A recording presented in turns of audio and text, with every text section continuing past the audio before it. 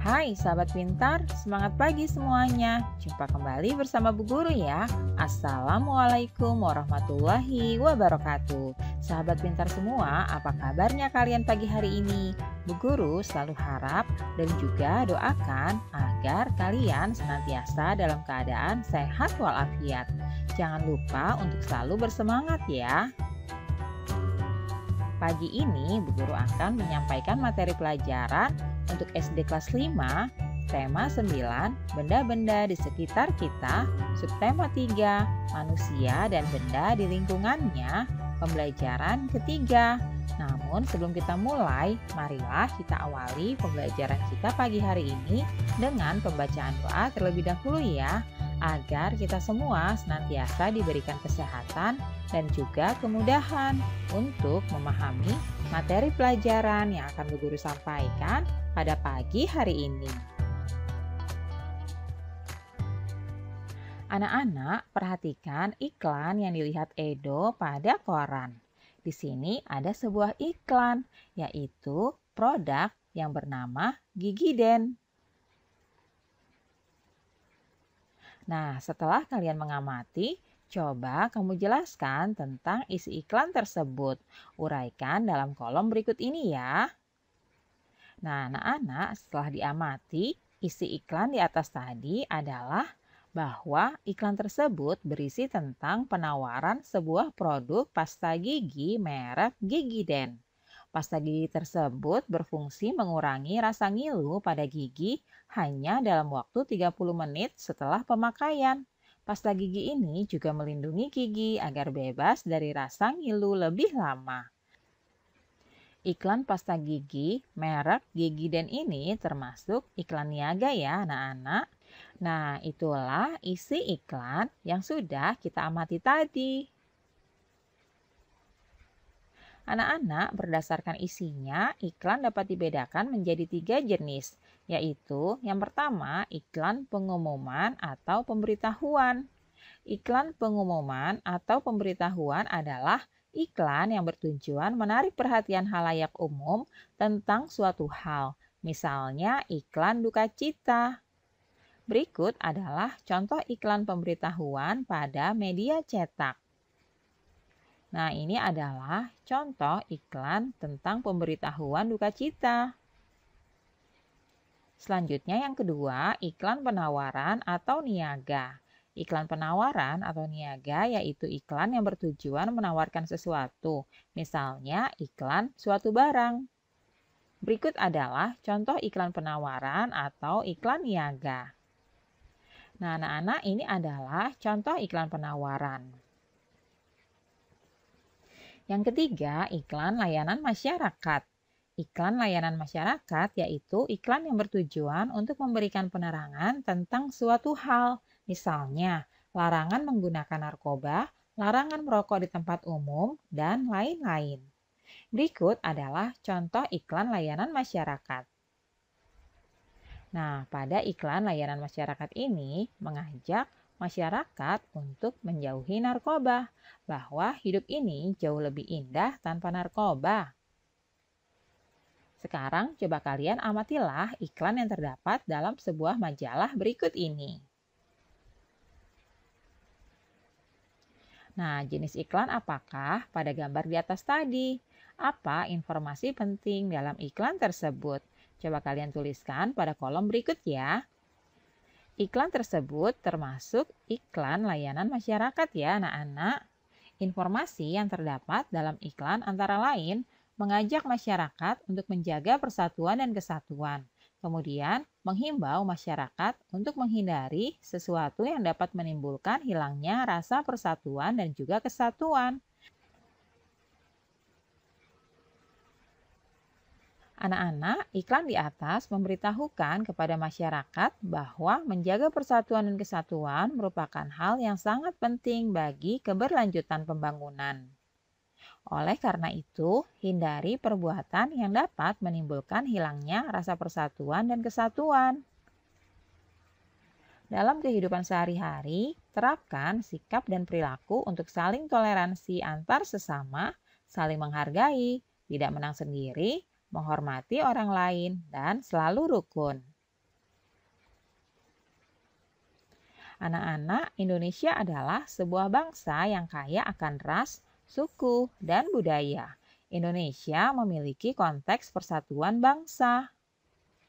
Persatuan memiliki makna bahwa apapun budaya, ras, dan sukunya, tidak ada yang dapat memisahkan dan menggoyahkan persatuan yang telah terjalin.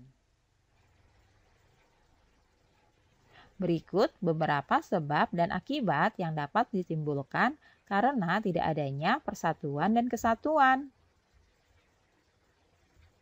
Yang pertama adalah di lingkungan keluarga. Akibatnya akan terjadi pertengkaran di dalam keluarga. Selain itu, kurangnya kerukunan di dalam keluarga dan kurangnya keakraban di dalam keluarga. Kemudian yang kedua di lingkungan sekolah, yaitu yang terjadi adalah adanya perasaan sombong dan tidak peduli dengan sesama teman. Yang terjadi selanjutnya adalah membeda-bedakan teman, mengolok-olok teman, bahkan akan terjadi tawuran. Nah, yang ketiga, di lingkungan masyarakat. Yang akan terjadi adalah tidak adanya kepedulian terhadap penderitaan yang dialami oleh orang lain. Kemudian, kepentingan golongan maupun suku masing-masing lebih diutamakan dalam masyarakat. Dan tidak adanya kerjasama yang terjalin antar warga masyarakat. Selanjutnya, di lingkup negara. Yang terjadi adalah hilangnya tenggang rasa dan toleransi dalam bermasyarakat. Selain itu akan terjadi perpecahan bangsa. Dan yang terakhir akan terjadi melemahnya pertahanan dan keamanan bangsa. Itulah akibat dari tidak adanya persatuan dan kesatuan di lingkungan keluarga, sekolah, masyarakat, dan juga di lingkup negara. Nah, anak-anak, saatnya kita berlatih. Jawablah pertanyaan di bawah ini ya. Yang pertama, Indonesia sebagai sebuah bangsa yang kaya akan ras, suku, dan budaya memiliki konteks persatuan bangsa. Coba kalian jelaskan ya makna persatuan tersebut. Persatuan memiliki makna bahwa apapun budaya, ras, dan sukunya tidak ada yang dapat memisahkan dan menggoyahkan persatuan yang telah terjalin. Pertanyaan kedua, coba kalian sebutkan akibat yang akan timbul apabila tidak mengutamakan persatuan dan kesatuan dalam lingkungan keluarga. Nah, akibat yang timbul apabila tidak mengutamakan persatuan dan kesatuan dalam lingkungan keluarga antara lain terjadinya pertengkaran di dalam keluarga, kurangnya kerukunan di dalam keluarga, dan kurangnya keakraban di dalam keluarga. Pertanyaan ketiga, sebutkan akibat yang akan timbul apabila tidak mengutamakan persatuan dan kesatuan dalam lingkungan sekolah. Nah, yang akan timbul apabila tidak mengutamakan persatuan dan kesatuan dalam lingkungan sekolah itu antara lain sombong dan tidak peduli dengan sesama teman, membeda-bedakan teman, mengolok-olok teman, bahkan akan terjadi tawuran. Pertanyaan keempat, coba kalian sebutkan akibat yang akan timbul apabila tidak mengutamakan persatuan dan kesatuan dalam lingkungan masyarakat. Nah, yang akan timbul antara lain tidak adanya kepedulian terhadap penderitaan orang lain. Kemudian, kepentingan golongan maupun suku masing-masing lebih diutamakan dalam masyarakat. Dan yang terakhir, tidak adanya kerjasama yang terjalin antar warga masyarakat. Nah, yang terakhir, coba kalian sebutkan akibat yang akan timbul apabila tidak mengutamakan persatuan dan kesatuan dalam lingkup negara. Nah, akibat yang akan timbul antara lain hilangnya tenggang rasa dan toleransi dalam bermasyarakat. Selain itu akan terjadi perpecahan bangsa dan melemahnya pertahanan serta keamanan bangsa. Anak-anak, selanjutnya inilah pengaruh kegiatan ekonomi terhadap kesejahteraan masyarakat. Kegiatan ekonomi adalah suatu kegiatan seseorang, perusahaan maupun masyarakat untuk memproduksi barang dan jasa maupun mengkonsumsi barang dan jasa. Seseorang akan melakukan kegiatan ekonomi untuk memenuhi kebutuhan baik berupa sandang, pangan, dan papan. Kegiatan utama yang dilakukan dalam bidang ekonomi terdiri atas berikut ini ya.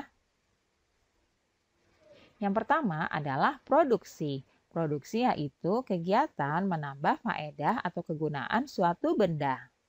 Produksi juga berarti menciptakan benda baru sehingga lebih bermanfaat dalam memenuhi kebutuhan.